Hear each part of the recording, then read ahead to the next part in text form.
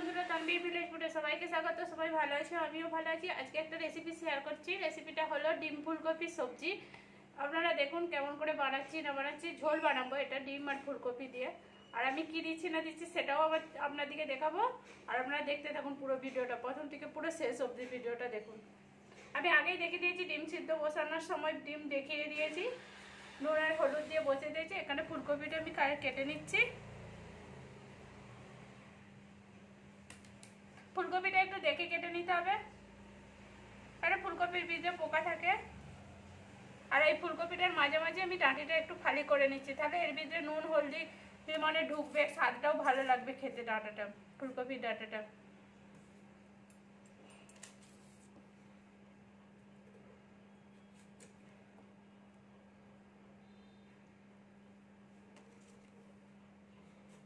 এরকম করে সবগুলো আমি কেটে নিচ্ছি।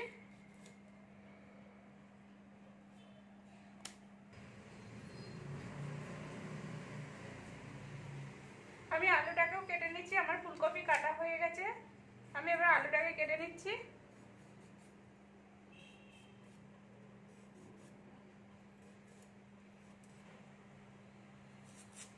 এই দেখুন এরকম করে 4 ফালি করে নিচ্ছি আমি।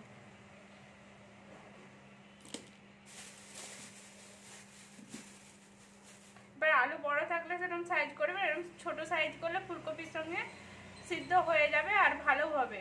নাহলে অনেক সময় আলু ঘাঁটা হয়ে যায়, ফুলকপি সিদ্ধ হয় না।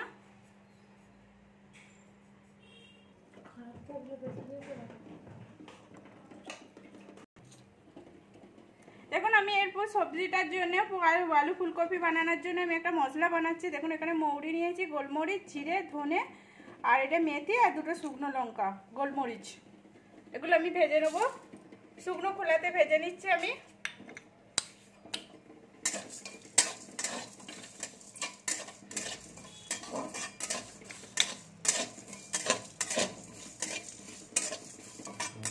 দেখুন এটা আমার ভাজা হয়ে গেছে, এবার এটা আমি নামিয়ে নিচ্ছি।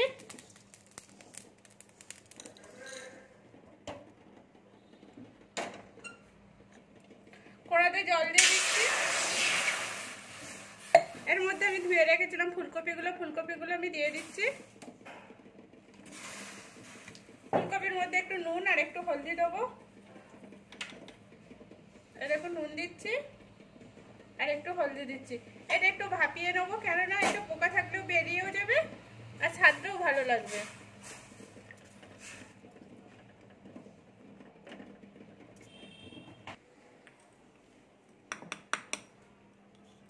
এর মধ্যে আমি দিয়েছি আধা চামচ জিরে, আধা চামচ মৌরি নিয়েছি, মেথি আধা চামচেরও কম নিয়েছি, 6-8টা গোলমরিচ নিয়েছি আর 2টো শুকনো লঙ্কা নিয়েছি। এগুলোই ভেজেছি। আর ধনেও নিয়েছি আধা চামচের কম, গোটা ধনে। এটাকে আমি গুঁড়িয়ে নিচ্ছি।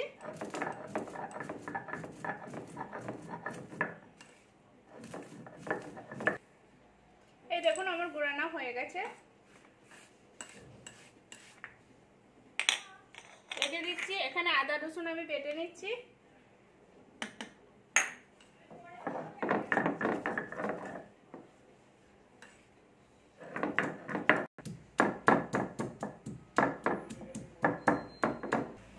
দেখুন এখানে ফুলকপিটা আমার হয়ে গেছে, আমি ফুলকপিটা এবার ঢেলে নিচ্ছি।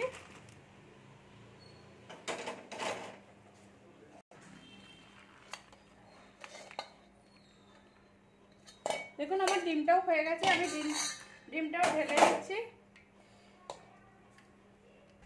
কড়াই তেল দিয়েছি, তেলটা গরম হয়ে গেছে। এর মধ্যে আমি আলুগুলো দিয়ে দিচ্ছি। আলুগুলোর মধ্যে আমি একটু নুন একটু হলদি দেবো।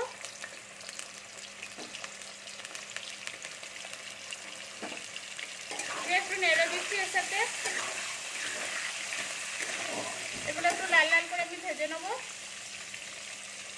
ডিমটা সিদ্ধ হয়ে গেল, ডিমটা এবার আমি ছাড়িয়ে নিচ্ছি খোলাটা। এই দেখো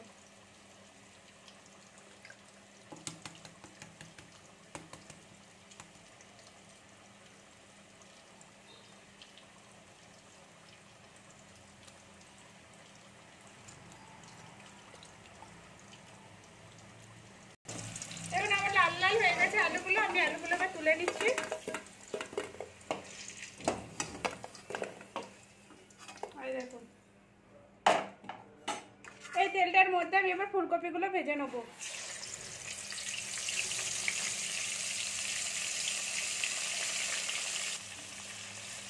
ফুলকপিগুলো একটু লাল করে ভেজে নেব।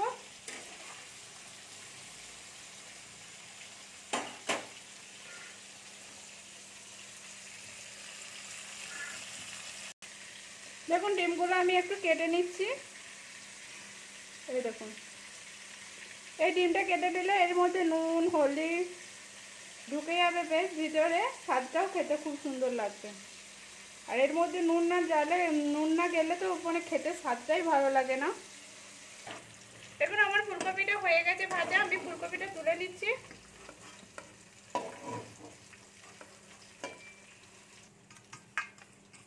দেখুন ডিমটাতে নুন আর হলদি মাখিয়ে নিচ্ছি।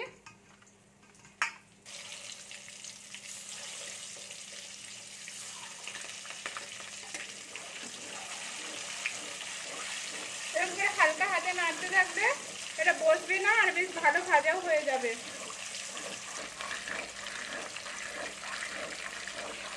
আর ডিমটা ভাজার সময় তেলটা ভালো করে গরম করে নিতে হবে, নাহলে তেলটার উপরে যদি হালকা ঠান্ডা তেলেতে দেওয়া হয়। দেখুন নুন নিয়েছি, এটা নুন, এটা হলদি, এটা আদা রসুন বাটা, এখানে টমেটো কুচি নিয়েছি, এটা জিরে গুঁড়ো, এটা লঙ্কা গুঁড়ো, এটা ধনে গুঁড়ো, আর এখানে লঙ্কা তেজপাতা আর 5 ফোড়ন নিয়েছি। আর এইটা তো আমি মশলাটা আপনাদেরকে দেখিয়েছি আমি এটা কি করে বানিয়েছি। আর এটা পেঁয়াজ কুচি নিয়েছি আর কাঁচা লঙ্কা গোটা ফেলে নিয়েছি। এখানে তেল গরম হয়ে গেছে, এর মধ্যে তেজপাতা দিয়ে দিচ্ছি একটা, শুকনো লঙ্কা একটা ছিল ফালি করে দিয়েছি আমি, আর একটু 5 ফোড়ন দিয়ে দিচ্ছি। এটা আমি একটু ভেজে নেব। ভাজা হয়ে গেছে, এর মধ্যে আমি পেঁয়াজ কুচিগুলো দিয়ে দিচ্ছি। পেঁয়াজটাকে আমি একটু ভেজে দিচ্ছি। পেঁয়াজটা ভাজা হয়ে গেছে, এর মধ্যে আমি আদা রসুন বাটাটা দিয়ে দিচ্ছি, দিয়ে একটু ভালো করে ভেজে নিচ্ছি।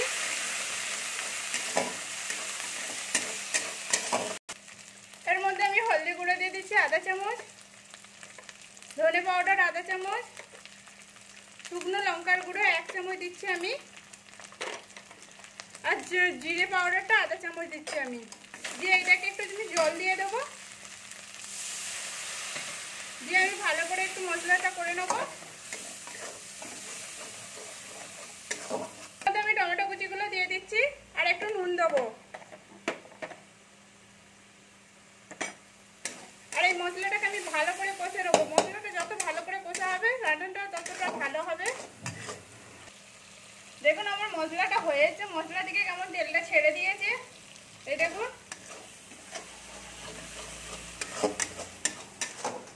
এর মধ্যে আলু আর ফুলকপি ভেজে রেখেছিলাম সেগুলো আমি দিয়ে দিচ্ছি, দিয়ে এর সাথে ভালো করে আমি কষে নিচ্ছি।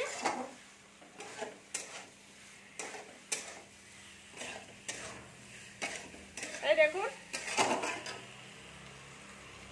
আমার এটা কষা হয়ে গেছে, এর মধ্যে আমি জল দিয়ে দিচ্ছি। আপনারা যেমন জল মানে ঝোল খাবেন সেরকম হিসাবে জল দেবেন। দেখুন আমি আমার পরিমাণ মতো জল দিয়ে দিয়েছি, এবার আমি এটা ঢাকা দিয়ে দিচ্ছি। আলুটা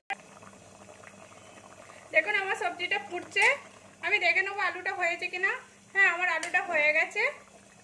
এর মধ্যে আমি যে কাঁচা লঙ্কাগুলো ফেলে রেখেছিলাম মাঝামাঝি, এগুলো আমি দিয়ে দিচ্ছি। আর মশলাটা যে আমি ভেজেছিলাম যেটা গুঁড়িয়েছি সেটা 1 চামচের মতো আমি দিয়ে দিচ্ছি। আর এই মশলাটা দিলে খুব সুন্দর লাগে। আপনারা তো ভাববেন যে আমি ফুলকপি ডিমের ঝোল খেয়েছি, কিন্তু এই মশলাটা দিলে খুব সুন্দর লাগবে। আপনারা বাড়িতে বানাবেন এরকম করে, আরও ভালো লাগবে। আমি একটু ঢাকা দিয়ে দিচ্ছি। দেখুন আমার এটা হয়ে গেছে। এর মধ্যে যদি ধনেপাতা থাকে ধনেপাতা কুচি দিতে পারেন, কিন্তু আমি দিচ্ছি না। আর একটু ঘি দিয়ে দিচ্ছি এর মধ্যে। এটা দিয়ে আমি সাথে সাথে গ্যাসটা বন্ধ করে দিয়েছি, কেন ঘিটা দেওয়ার সময় যদি গ্যাসটা চালু থাকে ভালো হবে না, আর মানে সেন্টটাও চলে যাবে এর মধ্যে থেকে। দেখুন এটা হয়ে গেছে, আমি এবার নামিয়ে নিচ্ছি। এর মধ্যে আমি কিন্তু কোনো গরম মশলা দিই না, আমি ভাজা পুরো মশলাটা দেখিয়েছি, ভাজা মশলাটাই দিয়েছি। এই দেখুন